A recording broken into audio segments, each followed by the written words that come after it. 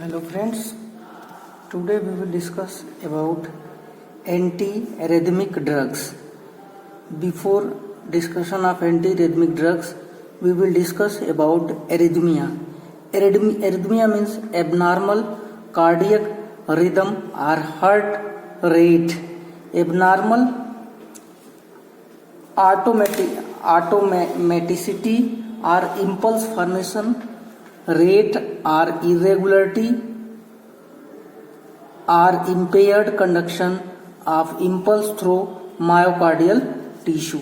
In case of heart, SA node, also called pacemaker, and AB node are pace setter. Reason behind SA node generate impulse in cardiovascular system, and AB node collect the impulse and distribute all over cardiovascular system with the help of Purkinje fibers. Cause of arrhythmia, lot of factor to leads arrhythmia. First, pacemaker flutter to function improperly. Pacemaker flutter हो जाए और सही से काम न करे because of blockage in transmission through AB nodes. Impulse का transmission AB nodes के थ्रू आगे ना प्रोसीड हो पाए. Arteriosclerosis, hyperthyroidism, lungs disease induced arrhythmia due to ectopic pacemaker means impulse form other than SC node.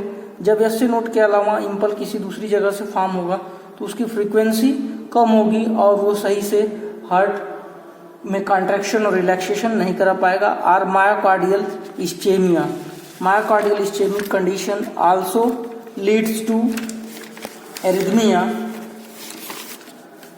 और re entry phenomena of impulse.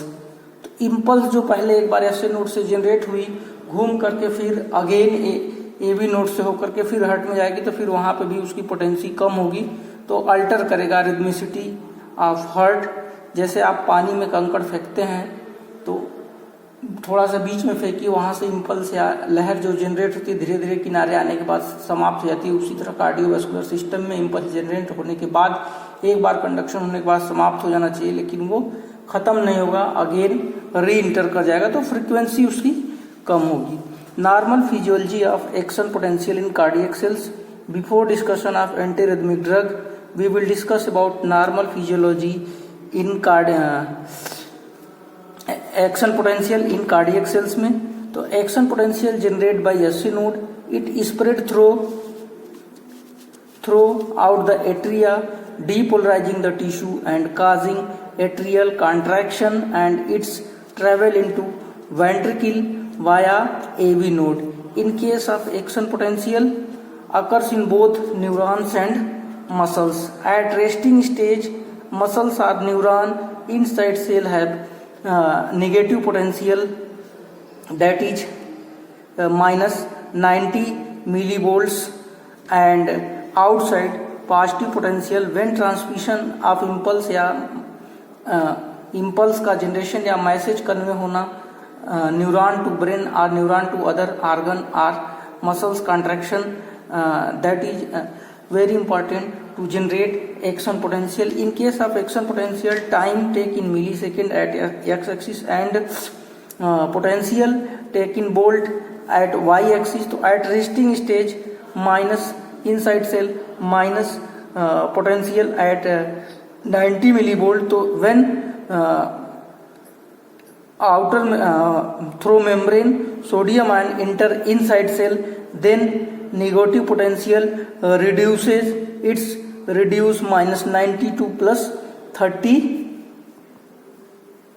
volt, then its peak point.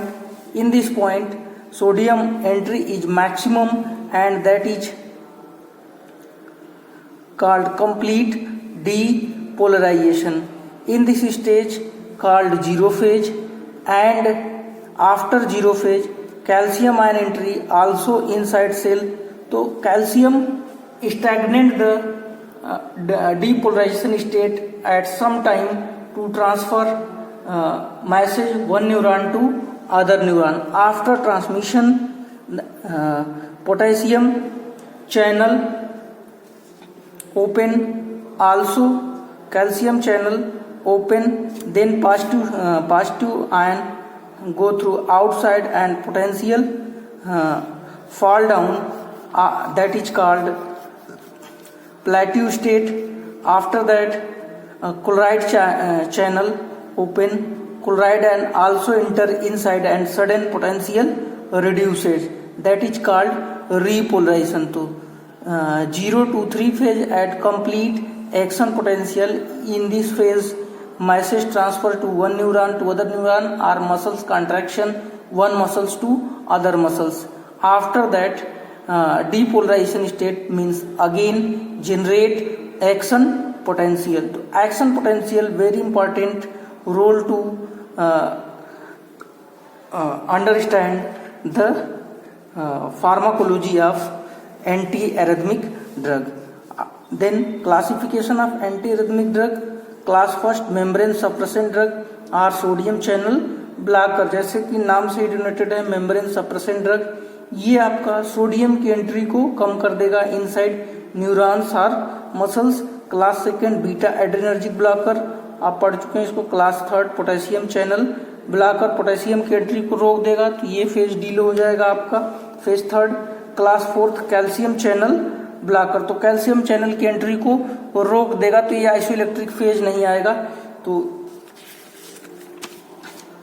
Class first membrane suppressant drug. Class first also divided in 3 class. Class first A, class first B and class first C. तो site of action, इसमें action site क्या है? Atria and ventricular tissue. Atrial और ventricular tissue पे ये काम करता है. और क्लास फर्स्ट बी केवल वेंट्रिकुलर टिश्यू पे, class first C ventricular tissue पे. तो वेंट्रिकुलर टिश्यू पे क्या करेगा? Intermediate rate of dissociation of sodium channel. Intermediate, न तो ज्यादा न तो कम, सोडियम चैनल की एंट्री को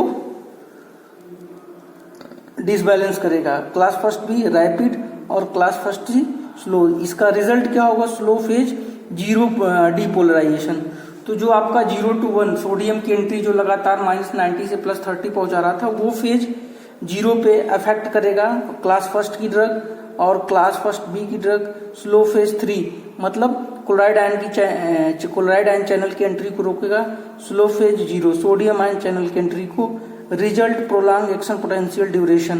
तो जो टाइम ड्यूरेशन है एक्शन पोटेंशियल का, उसको थोड़ा सा इंक्रीज कर देगा. तो जो आपका हार्ट जल्दी जल्दी पंप कर रहा था, वो एक रिदमिक वे में पंप करेगा. रीपोलराइजेशन एंड एक्शन पोटेंशियल पे. तो रीपोलराइजेशन फेज थर्ड पे ये काम कर रहा है, तो क्लोराइड आयन चैनल की एंट्री को रोकेगा, तो रीपोलराइजेशन को प्रोलॉन्ग कर देगा और एक्शन पोटेंशियल के ड्यूरेशन को. तो सेम कंडीशन यहाँ पे है. Then depolarisation slow conduction. 0 phase पे डीपोलराइजेशन कर देगा स्लो, टाइम ड्यूरेशन बढ़ा देगा, तो स्लो कंडक्शन रुक रुक के आराम से होगा, जिससे ब्रेन उसको डायग्नोज कर ले. जैसे आपका उसमें इपिलेप्सी के केस में लगातार नर्व कंडक्शन होता है, तो ब्रेन उसको डायग्नोज नहीं कर पाता फ्रीक्वेंसी को. तो क्लास फर्स्ट ए में quinidine example procainamide, that is quinidine and procainamide. Class first B में lidocaine and phenytoin. And class first C में फ्लैंकेनाइड और encainide newer drug. Second class that is beta blocker. Beta blocker के case में ये phase 4 depolarisation को affect करता है. Phase 4 depolarisation means नया जो आपका एक्शन पोटेंशियल जनरेट होगा उसको अफेक्टेड करेगा. Hence slow firing of SA node and conduction through AV node. Impulse के जनरेशन को स्लो कर देगा. Site of action SA node और एबी नोड पे, for example propranolol, sotalol etcetera.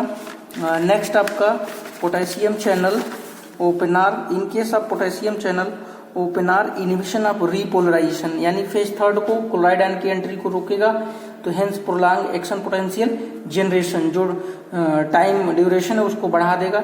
एमियोड्रेन, bretylium tosylate. Calcium channel blocker also act on phase 4 depolarisation. नया action potential जो generate होगा उसको अफेक्ट करेगा.